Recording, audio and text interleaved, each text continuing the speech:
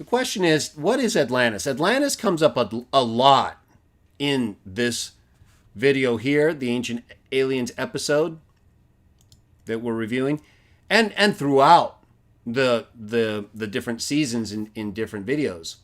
It's a very popular subject in ancient alien theories and in other historical interest people with historical interest in these ancient legends and theories or actual teachings that were true. But when it comes to Atlantis, so they often will bring it up in relation to things like the flood. It's brought up several times in this episode, but even though they cite Plato, the things we're going to read in a moment, right? The Greek histories on these things that relate to, so-called Egyptian views, but we'll get to it in a moment. They often will associate Atlantis with a lot of different sunken cities. And in fact, in this very episode, they talk about how the city we're going to get to a little bit later off the coast of the Bahamas, Bimini Island, the remnants off of the coast of Bimini Island, might be Atlantis. But that's way over in the Bahamas. So they'll often go pretty far out of the area that even historically in places like Plato is or Herodotus given for Atlantis. And so nevertheless, they'll bring it up and you'll be like, is this Atlantis? Most of the time it's not in terms of the location they're showing. In fact, they rarely, if ever, show the one we're going to be showing today that I think is Atlantis. So first, let's go to a source. We're going to go to Plato. I'm going to be doing some more work in Plato eventually and translating a work specifically related to the histories of Atlantis. And there's information we're going to talk about today that I mentioned in the prior episode, the original 13, that people don't really think about when it comes to what Plato talks about. Let's get to it. Okay, so we're going to be reading from Plato, the Critias, section 108, E. We'll read that and then we'll jump over to 113. Okay, so notice here's what Plato says. Now, first of all, we must recall the fact that 9,000 is the sum of years since the war occurred, as is recorded between the dwellers beyond the Pillars of Hercules and all that dwell within them, a location near Spain that you can see today on any map of that area, which would have been a lot potentially different at that time, but still basically in that area.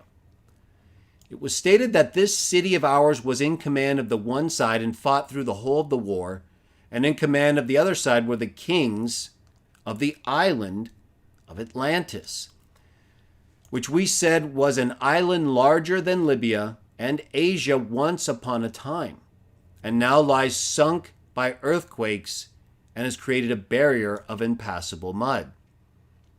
Okay, now let's jump over, because he talks about a couple things related to Athens and other things, but let's get to the part we want to focus on, 113. B.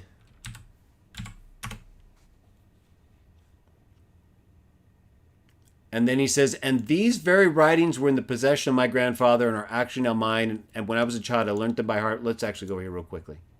Okay, so it's actually before. So he talks about Solon and one of the sages. Since Solon was planning to make use of the story for his own poetry, he found investigating the meaning of names and information that he got from Solon. So a lot of this is second, third, and even fourth or more hand. But, they did keep good records in many ways, but just not in every way, especially when it comes to dates, which we'll get to. But a lot of what they write about and knew and could determine was correct from the time or from the reliable sources they were given. So we'll get to it further in a moment. Let's get back to the part. Let's write down here. Like as we previously stated concerning the allotments of the gods, that they portioned out the whole earth, here into larger allotments and there into smaller, and provided for themselves. Now, in the Bible, it talks about in Deuteronomy how the sons of God were given the different nations as an allotment. And that's why you read about the princes of Greece, the prince of Persia. Michael is the prince of Israel, the different gods of the nations. Whether this appears to me to refer to that, to the time after Adam and Eve, during which the sons of God, and of course Satan was there. He was the first one mentioned. Then the sons of God came, dwelt with the daughters of men, had children until for at least 100 or so years. And then, of course, we had the account involving Noah, what Jehovah told him. The flood came. So this appears to me to be the time before the flood that the gods, the sons of gods, allotted the earth to themselves, even during the time before the flood. And so you'll have, as you're going to see in a moment, these different massive cities that seem to have been built by gods, or certainly for them. Or this could be a reference, you know how much they accurately understood it, but in terms of what took place and the way it passed down to them. It could also be the time after the flood, when these allotments took place, and there could have been a time, but it's ultimately attached to Poseidon, but I'm just granting that it's possible that even after the flood there would have been a period of several hundred years where some individuals and even other sons of God who weren't punished by Jehovah before or at the flood, during the flood time, but others, like in Psalm 82, the ones I mentioned, the prince of Greece, prince of Persia, those gods during that time could have been given different allotments, and one of them could have been Atlantis, that is no longer now there, as you'll see in a moment. We'll set that aside, but note here clearly, even in Plato, through Solon, and these ancient sages, they understood that the earth was allotted to the sons of God, either before the flood or after, or both. And so this is part of the story of Atlantis. Shrines and sacrifices, even so Poseidon took for his allotment the island of Atlantis, and settled therein the children, whom he had begotten of a mortal woman. See, just like the story in Genesis 6. In a region of the island of the following description. Here's the description of Atlantis. And I'm going to show it to you in just a moment. Bordering on the sea. Bordering on the sea. Excuse me. And extending through the center of the whole island there was a plain, which is said to have been the fairest of all plains and highly fertile, and, moreover, near the plain, over and against its center, at a distance of about 50 stades, there stood a mountain that was low on all sides. Thereon dwelt one of the natives originally sprung from the earth, Evanor by name. With his wife Leucippe, we're going to go to E, they had for offspring an only begotten daughter, Plato. And when this damsel was now come to marriageable age, her mother died, and also her father. And Poseidon, being smitten with desire for her, wedded her. What does Genesis 6 say the sons of God did? Notice the daughters of men, that they were beautiful or useful or both, and they took all whom they desired. It's the exact same thing. And to make the hill whereon she dwelt impregnable. So now he's making a place for her. The woman he took, which according to the Bible is the whole reason they came down. So then he goes off and he makes this place where she can dwell impregnable, and he made a circular belts of sea and land, enclosing one another alternatively, some greater, some smaller, 2 being of land, 3 being of sea, which he carved, as it were, out of the midst of the island. And these belts were at even distances on all sides, so as to be impassable for man. Last part.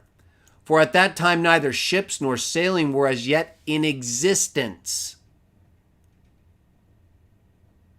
There weren't even ships yet. And all the sons of God are here.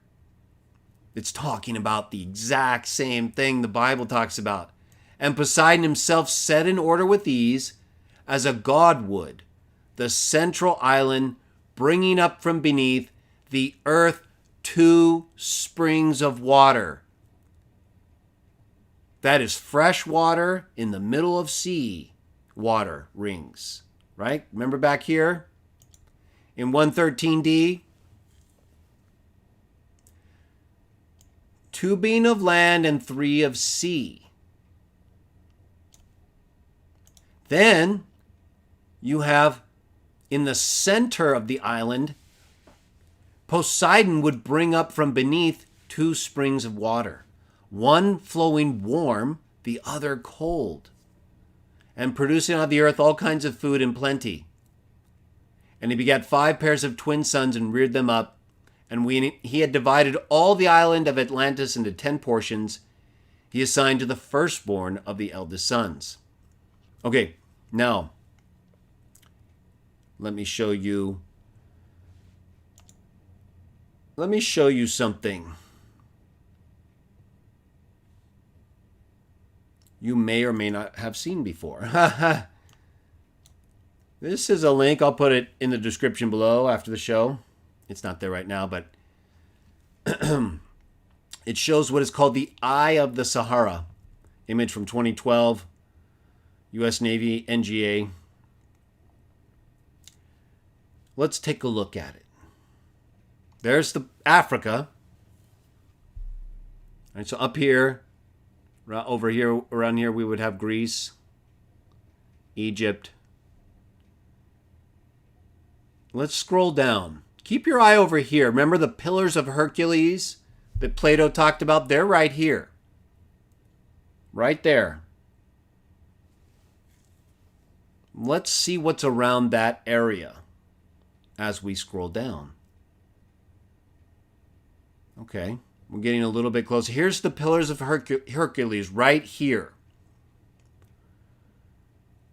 They're called the pillars because you can pass right through them. Do you see anything right here?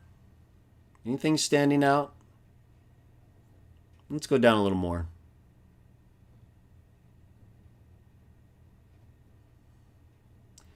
This is a little bit more, divided up view of the image that we're looking at. And it's sectioned off into places where this region is known of historically: Western Sahara, Mauritania, Mali, Senegal. Okay, right here, do you see where my cursor is right here? Where the word Mauritania is? Right here's my cursor. Right at the tip of my cursor, I want you to keep your eye on that area and look at what it looks like next.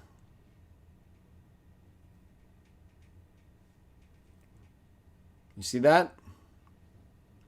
I could make it bigger, but I don't want to mess it up, and you can look at it later, and I'll show you bigger in a moment. Oh, it gets a lot bigger. But look at that a little closer. Doesn't that look odd? That looks like a perfect disc, doesn't it? I mean, look at everywhere else around this. Now let's look at it a little closer.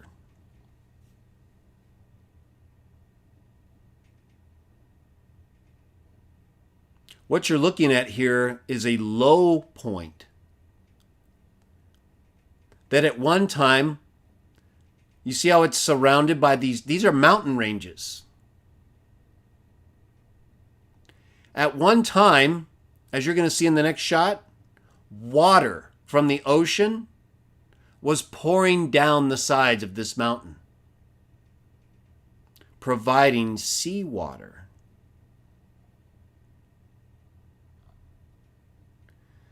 Take a close look at that. You see on the sides, you see the little like river-like lines. That's how the water flowed in from the surrounding ocean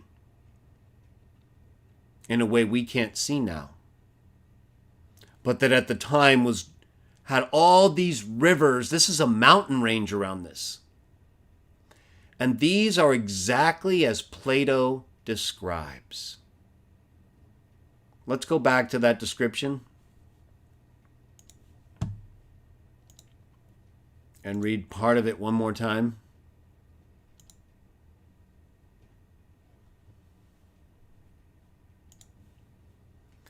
Poseidon, being smitten with her, wedded her, wanted to make a place impregnable. He broke it off all round about. He broke it off all round about.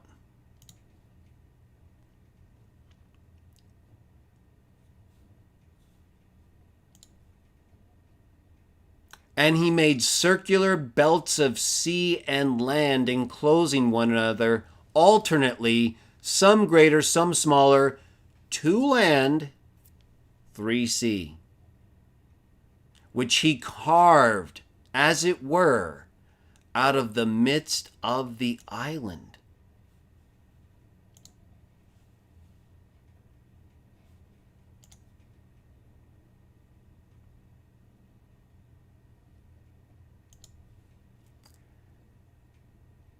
One, 2, 3, sea. 1, 2, land. It's exactly the same. How would Plato have known that? Because there was a time when this thing was that. And in fact, descriptions are also given how it exited to the south. Look at that. Look at that southern exit right there. That, to me, shows all the water coming down around the mountainous region into the circular layers, exactly as Poseidon wanted it, carved it, it said. And then they had different people living around these circles. And then eventually, it was made during the time when there weren't ships, but eventually there were, and they could come in and out. And this is the exit of the water right here at the south. All that water coming in around through the rivers and down. And as you're going to see in a moment, what did it say? Up from 2 springs.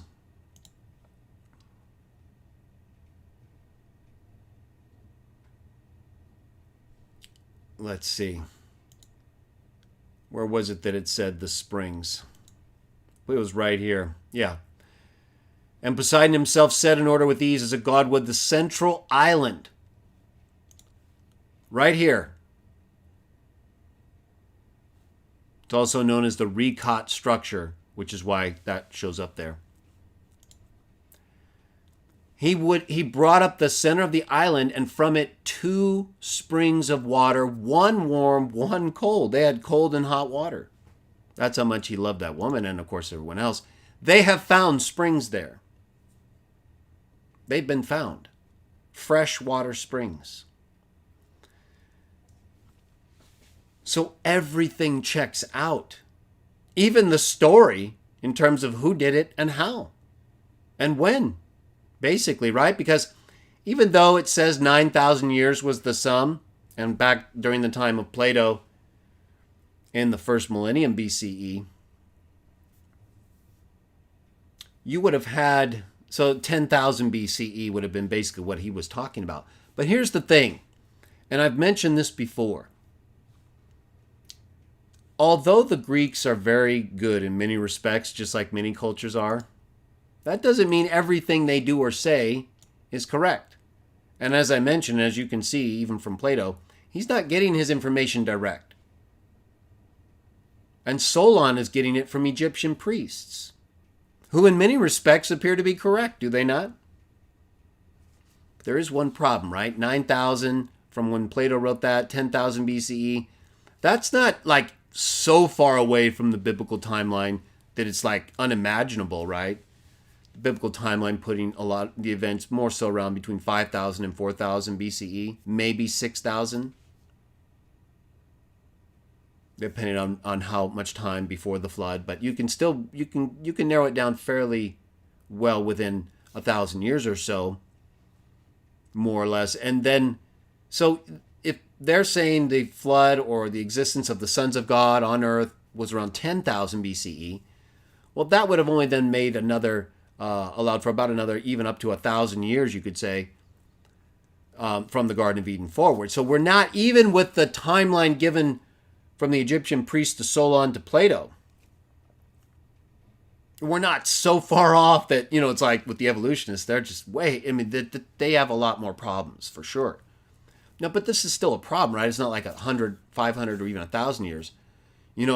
Are we 5,000, 6,000 years off here? Well, the fact is the best available evidence is more consistent almost every time with the biblical timeline, including the flood and the time when many people can show that certain of these sunken cities were sunk. But something we need to keep in mind also about the Greeks and their dates and time is they were not, they had limitations in these ways. All right, let's take a look at some of them, because Josephus is one who, when you read his histories and other writings like Against Appian and Antiquities, he goes into all kinds of ancient sources. But in his discussion of many of these different things, he talks about the Greeks and their dates and the things that they claim and what they're capable of showing. So, in his work Against Appian, 1:419, he says, "As for the occasions of so great disagreement of theirs," he's talking about the Greeks, "there may be assigned many that are very probable, if any have a mind to make an inquiry about them. But I ascribe these contradictions chiefly to two causes, which I will now mention, and still think what I shall mention in the first place to be the principal of all. For if we remember that in the beginning the Greeks had taken no care to have public records of their several transactions preserved, this must for certain have afforded those that would afterward write about those ancient transactions the opportunity of making mistakes and the power of making lies also." Now, Plato and Solon, they claim to have gotten the information, or Solon did, from the Egyptian priests, which Solon, I believe, would have translated. Even Plato says he translated into their language. And so the question is, how accurate, how much can we trust Solon? We don't really know, right? There's a lot that is said about Atlantis that if you believe it's the Rikat structure of the Eye of the Sahara, is accurate. But the question is, how accurate, if they're already not known. These are more images from the article that I'm going to put a link to below that shows you different features of the surrounding area of the Eye of the Sahara, and how now it's totally landlocked into a desert, but it was much different before. Now, another point to keep in mind is the fact that Herodotus, Greek historian, has a map that he provides of ancient times. This is the world according to Herodotus in the 5th century BCE. And look here. So here you have Italy, right? You have Italy, Europe. You have the pillars right here. It's even written pillars. And then you have the area of Arabia, Egypt, North Africa. Look at over here to the left. On Herodotus' map, Herodotus' 5th century BC map, in his historical map of the area, he puts Atlantis, Atlantis, right here. Exactly where the Eye of the Sahara is shown. So that's a consistency that needs to be known. That Herodotus' map and the location of the Eye of the Sahara are basically the same, as are the descriptions that are given of what Poseidon did until this area was changed. And that's what happened, of course. So let's go back really briefly, though, to Josephus and finish that up. For if we remember, they did not take care to have public records of their several transactions preserved from the beginning. This must for certain have afforded those, he talks about, opportunity for making mistakes or lying because they didn't have the records. And even Solon had to rely on the Egyptian priests because they didn't have records going back that far. Although Herodotus and others do make reference to earlier times, but the records that are detailed about them are not as plentiful as, say, as in the Bible, of the beginning, of the time of the flood. They do reference the flood. I'll get to that more in CWJah Talk 31. But let's take a look again at what Josephus says about them. For this original recording of such ancient transactions hath not only been neglected by the other states of Greece, but even among them the Athenians themselves also, who pretend to be aborigines, earlier peoples, and to have applied themselves to learning, there are no such records extant. Nay, they themselves say that the laws of Draco concerning murders, which are now extant in writing, are the most ancient of their public records.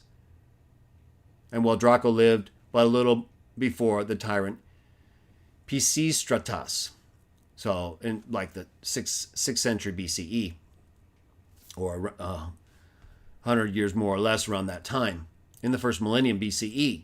So he's basically saying they don't have writing or records before even in the latter part of the first millennium BC, or the earlier part. Now, there is evidence of writing, like from earlier times, Ionic Greek, but he's talking about records. That at his time, they couldn't find records earlier than the 6th century BCE. And so, for as to the Arcadians, he's talking about the different Greeks, who make such boasts of their antiquity, what need I speak of them in particular, since it was still later before they got their letters and learned them, and that with difficulty also. We'll read just a little bit more here. Yeah, they must therefore naturally arise great differences among writers when they had no original records to lay for their foundation, which might at once inform those who had an inclination to learn and contradict those who would tell lies. However, we are to suppose a second occasion besides the former of these contradictions. It is this, that those who were the most zealous to write history were not solicitous for the discovery of truth, although it was very easy for them always to make such a profession. But their business was to demonstrate what they could write well and make an impression upon mankind thereby. And in what manner of writing they thought they were able to exceed others, to that they did apply themselves. Some of them betook themselves to the writing of fabulous narrations. Some of them endeavored to please the cities or the kings by writing their commendation. Others of them fell to finding faults with transactions or with the writers of such transactions, and thought to make a great figure by doing so. And indeed, these do what is of all things the most contrary to true history. For it is the great character of true history that all concerned therein both speak and write the same things, while these men, writing differently about the same things, think they shall be believed to write with the greatest regard to truth. We, therefore, who are Jews, must yield to Grecian writers as to the language and eloquence of composition.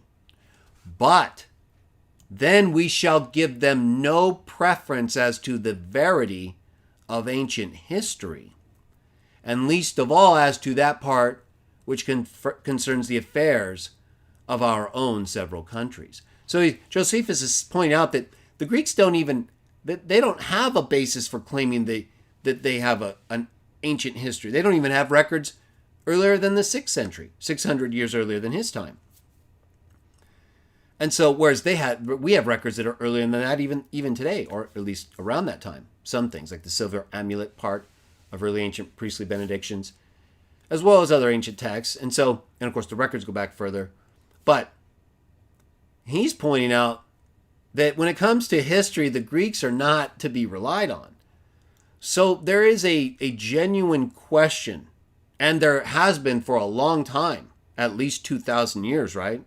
From our time, if we go to Josephus, as to not the veracity of what the Greeks say about things that happened, right? What Herodotus writes is most often documented to be true.